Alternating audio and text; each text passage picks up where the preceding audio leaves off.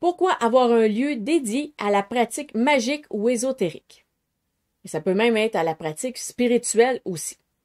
Donc, peu importe qu'est-ce que vous pratiquez, pourquoi est-ce que c'est bon d'avoir un lieu qui est dédié juste à ça? Donc, le lieu en question, ça peut être plusieurs choses. Ça peut être un endroit qui est extrêmement restreint, comme ça peut être un endroit qui est vraiment très grand. Ça, je vais vous en parler dans une autre vidéo. Le lieu en question, qu'est-ce qu'il peut être, où il peut être, comment est-ce qu'on peut s'installer dans un type de lieu comme ça. Je vais vous en parler dans une autre vidéo, mais là, on va voir vraiment pourquoi, quels sont les bienfaits, à quoi ça sert d'avoir un lieu qui est dédié. Alors déjà, la première chose, eh bien, c'est que ça va aider à concentrer nos énergies et notre magie. Parce qu'à force de répéter tout le temps les mêmes choses au même endroit, ça va créer une énergie dans la pièce. Donc, il va y avoir une sorte d'énergie résiduelle, une énergie ambiante qui va être là.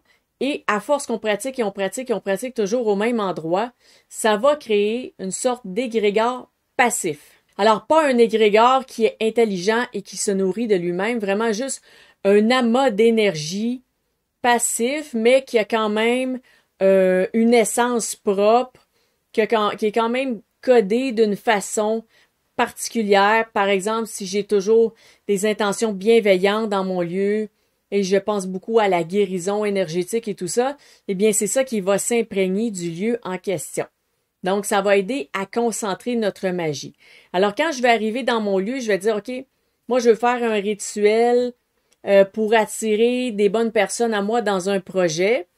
Eh bien, il y a déjà des énergies ambiantes qui sont déjà habituées à ce que je fasse des rituels, à ce que je fasse de la magie, à ce que je projette mes intentions. Donc ça va venir s'ajouter à l'intention actuelle du rituel qui va être pour attirer des gens à moi pour un projet.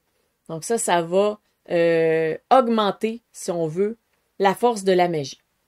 Ensuite, l'autre chose que ça va faire, c'est que ça va travailler sur notre mindset. Donc notre mindset, notre conscient, mais aussi notre subconscient.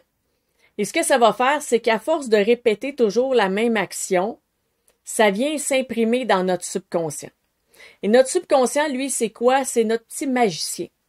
C'est lui qui fait des réactions automatiques.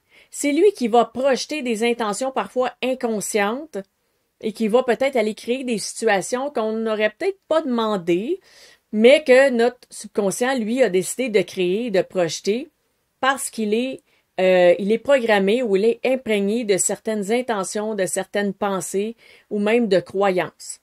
Donc souvent, on va en parler dans ce sens-là par rapport aux croyances limitantes.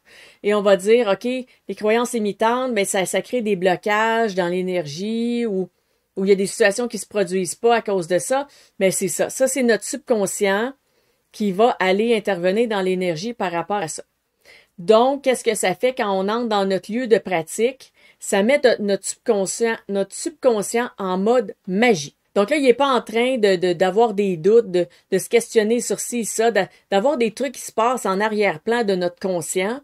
Lui, il fait « Ah, on s'en va faire de la magie. » OK, parfait. Puis lui, il se sent concerné parce que, comme je dis, c'est vraiment notre petit magicien qui intervient dans l'énergie de manière inconsciente pour nous, mais lui, il fait des choses dans l'énergie, notre subconscient. Alors là, quand on entre dans notre lieu de magie, notre lieu de pratique, lui tombe en mode magie, là, il est ouvert à faire une action magique. Donc, notre petit magicien est prêt à l'action. Ensuite, ça peut servir aussi de protection.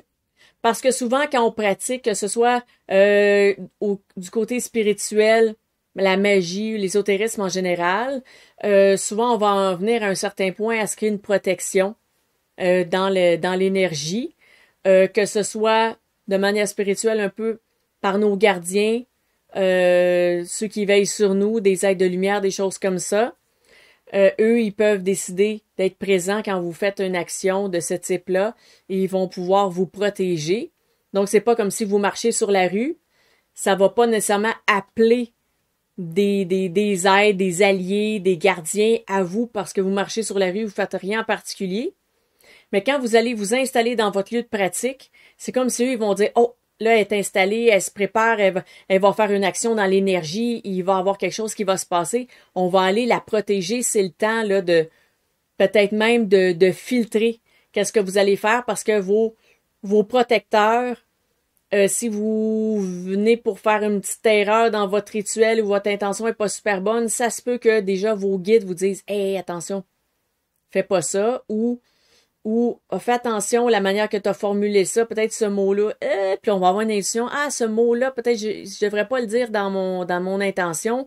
Et là, eux, ils sont là avec vous. Donc, il va y avoir cet aspect-là un peu de protection qui va venir avec le fait d'avoir un lieu de pratique. Ensuite, qu'est-ce que ça va faire? Un peu comme on a vu pour le mindset et le mode magie, ben c'est que ça va augmenter notre focus. Ce qui va arriver avec le focus, c'est que on va vraiment être concentré là-dessus. Là, on n'est pas en train de réfléchir à notre souper, à nos tâches. Il fallait que j'aille à telle place, il fallait que j'appelle là. Là, on est vraiment à focus magie parce qu'on est assis là. C'est un peu comme si on est assis dans le salon. Là, on va se dire, qu'est-ce que je fais? Je regarde mon téléphone, je regarde la télé. Si on est dans la cuisine, mais là, on est supposé manger. Mais quand on est dans notre lieu de pratique, on est supposé faire une pratique magique, ésotérique, spirituelle, peu importe, mais notre focus va vraiment être concentré là-dessus parce qu'on est là pour ça. Et notre mindset, notre tête, toute notre intention, notre conscient est là pour ça. Donc ça va augmenter notre focus. Ça va être excellent pour amener plus d'énergie dans ce qu'on va faire. Ensuite, ça peut créer aussi un ancrage. Donc, à force d'être toujours à la même place, il y a une forme d'ancrage énergétique qui peut se faire. C'est que le lieu va être vraiment solide dans l'énergie. Il n'est pas comme je disais, si on marche sur la rue, mais là, on n'est pas vraiment ancré à quoi que ce soit. Là, le lieu va venir se solidifier, se déposer si on veut. Il va se devenir plus concret.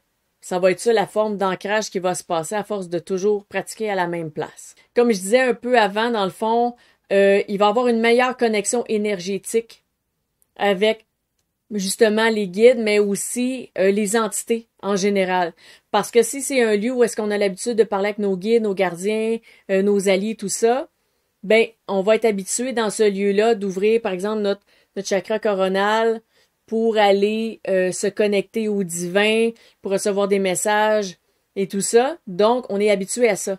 Et la répétition, qu'est-ce que ça va faire? Ça pourrait créer une meilleure connexion énergétique, mais au sens large, avec différents alliés. Ça peut être des dieux, déesses aussi, peu importe le type d'entité avec laquelle vous faites affaire. Ça va être aussi un lieu qui, avec le temps et la pratique, va devenir chargé. Et donc, l'entretien du lieu va être plus facile. Donc, la purification du lieu devrait être plus facile parce que le lieu est dédié à la pratique. Si je m'en vais dans le salon et que là, je me dis, OK, je vais pratiquer, mais là, il faudrait que je nettoie un peu les énergies ambiantes. Il peut y avoir de tout, là. Il peut y avoir je racontais quelque chose qui est arrivé qui n'était pas nécessairement positif. Ça peut être resté un petit peu dans l'air. Il peut avoir je sais pas, j'étais fatiguée, donc un peu de fatigue dans l'air. Je donne des exemples vraiment au sens large, là. Je vais très loin. C'est pas parce qu'on est fatigué qu'on va laisser une énergie de fatigue dans l'air, là, mais juste pour donner une idée vraiment de ce que je veux dire, c'est que peu importe qu'est-ce qu'on va avoir un peu laissé dans l'énergie dans le salon, je vais devoir purifier ça. Mon lieu de pratique, il va toujours être purifié, protégé. Et avec la pratique que je vais faire, il y a une énergie qui va s'imposer. Donc, ça va être plus facile, ça va être plus rapide de purifier l'endroit. Il est fait pour ça, il est dédié à ça. Il va pas laisser tant d'autres types d'énergie venir à l'intérieur. Il va vraiment s'imposer. Et là, ce qui est dans le salon va rester dans le salon. Et ce qui est dans le lieu dédié va rester tel quel.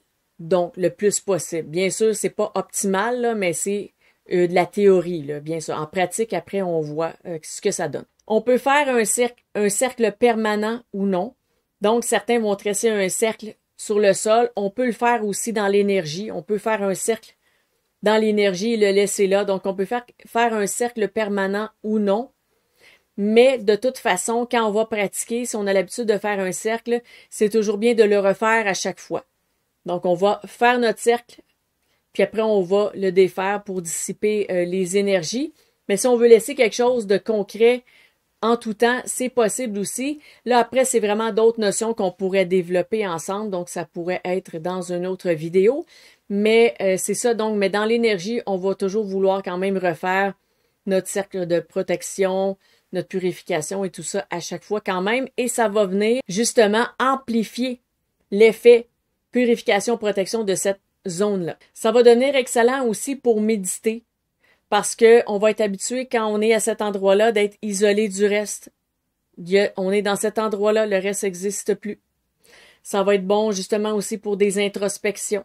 Parce que là, on va être capable de plonger mieux en soi parce qu'on est habitué. OK, cette zone-là, c'est safe. Je suis dans cette zone. Il n'y a rien qui vient me déranger. Je suis justement dans mes énergies de purification, protection, magie. Il y a une énergie qui est là. Donc là, je peux aller me recueillir, aller voir en moi, sonder. Ça va être plus facile. Mais ça va être plus facile autant aussi de recevoir des messages de soi-même, de son soi profond, que de recevoir des messages justement de nos alliés, comme je disais un peu avant.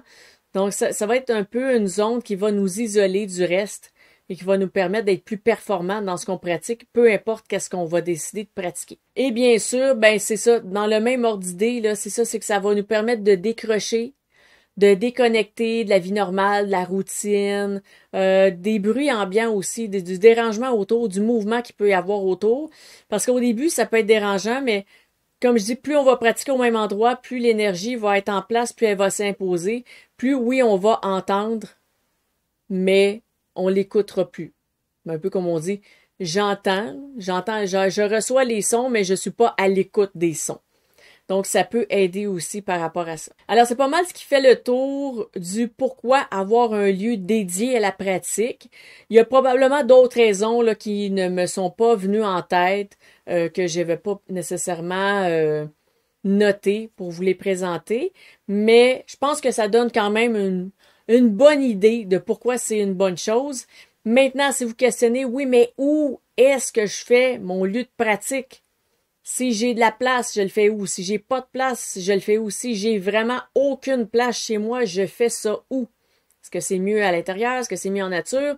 Je vais répondre à ces questions-là dans une autre vidéo qui suivra. Donc, il sera vraiment sur...